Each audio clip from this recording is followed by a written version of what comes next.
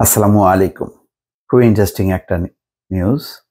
১৯৭১ ইস্যুতে ইমরানকে মুখ বন্ধ রাখার পরামর্শ পাকিস্তানি মন্ত্রীর। এই রিপোর্টের মূল বিষয় হচ্ছে যে এই যে পাকিস্তান দুই ভাগ হলো, পূর্ব পাকিস্তান এবং পশ্চিম পাকিস্তান একসময় ছিল, এটা যে ভাগ হলো ৭১ সালের মহান মুক্তিযুদ্ধের মধ্য দিয়ে। তো এই যে পাকিস্তানের এই বিভক্তি, নিঃসন্দেহে পাকিস্তানের যে সামগ্রিক শক্তি, তার যেই সমৃদ্ধি অর্জন এবং একটা শক্তিধর দেশ হিসেবে তার এই অঞ্চলে যে একটা অবস্থান, সেটা ক্ষুণ্ণ হয়েছে একভাবে পাকিস্তান যেটা মনে করছে। অর্থাৎ পশ্চিম পাকিস্তান দুর্বল হয়েছে আর এই অঞ্চলও তো দুর্বল হয়েছে, ভারতের জন্য সুবিধা হয়েছে, এটা একটা রাজনীতিতে আলোচনা আছে। এর দায় দায়িত্ব কার, সেই বিষয়টি ইমরান খান তুলে ধরছেন এবং বলছেন যে এর দায় দায়িত্ব নির্ধারণ করতে হবে। তো সেই ব্যাপারে একটা বিব্রত হচ্ছে ক্ষমতাসীনরা। তো সেই কারণেই পাকিস্তানের মন্ত্রী বলছেন যে ইমরান খান যাতে এই ইস্যুতে কথা না বলে। ১৯৭১ সালে পাকিস্তান বাংলাদেশ যুদ্ধ নিয়ে মন্তব্য করা থেকে ইমরান খানকে বিরত থাকার আহ্বান জানিয়েছেন পাকিস্তানের প্রতিরক্ষা মন্ত্রী খাজা আসিফ। তিনি বলেছেন এই ইস্যুতে বেসুদূর কথাবার্তা চললে দেশের রাজনীতিতে উদ্বেগ উত্তেজনা সৃষ্টি হতে পারে। কয়েকদিন আগে সামাজিক যোগাযোগ মাধ্যম এক্সে ইমরান খানের পক্ষ থেকে একটি বার্তা দেওয়া হয়। সেখানে বলা হয়, প্রকৃত দেশদ্রোহী জেনারেল ইয়াহিয়া খান নাকি শেখ মুজিবুর রহমান তা জানার জন্য প্রত্যেক পাকিস্তানির উচিত হামদুর রহমান কমিশনের প্রতিবেদনটি পড়া। আসলে এই প্রতিবেদনটি পড়লেই বোঝা যাবে যে পাকিস্তানের তৎকালীন এই মাথামোটা সামরিক জান্তাদের কারণে এই পরিস্থিতি তৈরি হয়েছে।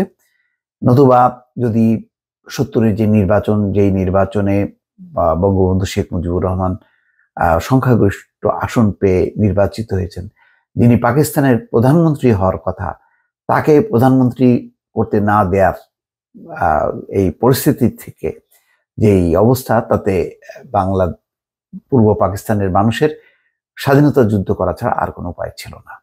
কেননা তারা বাংলাদেশের যে এই অঞ্চলের মানুষের যে রাজনৈতিক স্বীকৃতি, সেটা ওই পশ্চিমা সামরিক চক্র তারা মেনে নিতে পারেনি। ফলে তারা এই অঞ্চলে মানুষের বিরুদ্ধে যুদ্ধ শুরু করে। তার থেকে মুক্তিযুদ্ধ বা স্বাধীনতা সংগ্রাম। ১৯৭১ সালে যৌথ বাহিনীর হাতে পরাজিত হয়ে পূর্ব পাকিস্তান খোয়ানোর পর পাকিস্তানের সাবেক বিচারপতি হামদুর রহমানকে প্রদান করে একটি কমিশন গঠন করে পাকিস্তানের তৎকালীন সরকার। এই কমিশনের মূল দায়িত্ব ছিল কেন তৎকালীন পূর্ব পাকিস্তানের সঙ্গে ইসলামাবাদের দূরত্ব সৃষ্টি হলো এবং কেন এই যুদ্ধ হলো তার কারণ অনুসন্ধান করা। হামদুর রহমানের নেতৃত্বাধীন কমিশন নির্ধারিত সময়ে প্রতিবেদন জমাও দিয়েছিলেন, কিন্তু সেনাবাহিনীর আপত্তির কারণে আজ পর্যন্ত সেই প্রতিবেদন আলোর মুখ দেখেনি। দুর্নীতির দায়ে দোষী সাব্যস্ত হয়ে ২০২৩ সালের আগস্ট থেকে আদিয়ালা কারাগারে রয়েছেন ইমরান খান। কারাগারে সামাজিক যোগাযোগ মাধ্যম ব্যবহারের সুযোগ নেই, তাই পোস্টটি তার পক্ষে দেওয়া সম্ভব নয়। জানা গেছে ইমরানের এক্স অ্যাকাউন্টটি বর্তমানে পরিচালনা করছেন তার দল পাকিস্তান তেহরিক ইনসাফের সোশ্যাল মিডিয়া টিম। অবশ্য পোস্টটি দেওয়ার কিছু সময় পরই তা মুছে দেওয়া হয়। জিও টিভিকে দেওয়া এক সাক্ষাৎকারে খাজা আসিফ বলেন, ১৯৭১ সালের যুদ্ধ পাকিস্তানের একটি স্পর্শকাতর বিষয়। এটি একটি ট্র্যাজেডি এবং ইমরান খানও এই সম্পর্কে ভালোভাবেই ওয়াকিবহাল।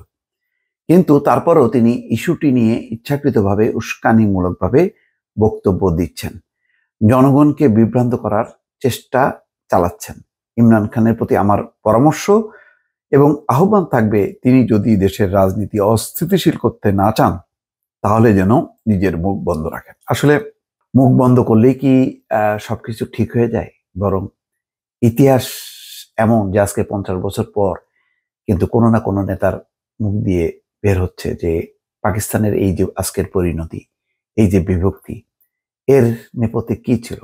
বঙ্গবন্ধু তো শেষ মুহূর্ত পর্যন্ত অপেক্ষা করেছেন যাতে তাকে পাকিস্তানের প্রধানমন্ত্রী হিসেবে স্বীকৃতি দেওয়া হয়, কিন্তু সেটা না করে পাকিস্তানের কিছু মোটা মাথার জেনারেলরা যুদ্ধ চাপিয়ে দিল এবং তার পরিণতিতে কি হলো? দেশ ভাগ হলো। এতে কি সামগ্রিকভাবে পাকিস্তান লাভবান হলো নাকি হলো না, এটি ইতিহাসের বিষয় এবং এই আলোচনা বহুদিন চলবে। দর্শক ভালো থাকবেন, আল্লাহ হাফেজ।